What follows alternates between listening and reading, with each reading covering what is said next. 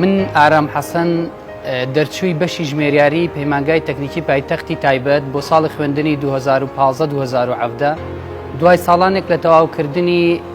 12 وێژەیی توانیم لە پەیمانگای تەکنیکی پایتەختی تایبەت درێژە بە قۆناغەکانی دواتری خوێندن بدەم و توانیم بە سەرکەوتووی هەردوو ساڵی خوێندنم لە هەمان پەیمانگا تەواو بکەم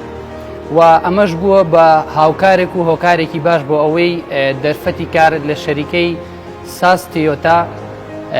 بۆ ئۆتۆمبیل و خزمەتگوزاری ئۆتۆمبیل کە تاکە بریکاری فەرمی تیۆتایە لە سەرتاسەری عێراق بەدەست بهێنم.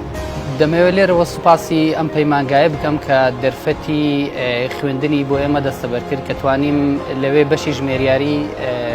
بە سەرکەوتووی تەواو بکەم.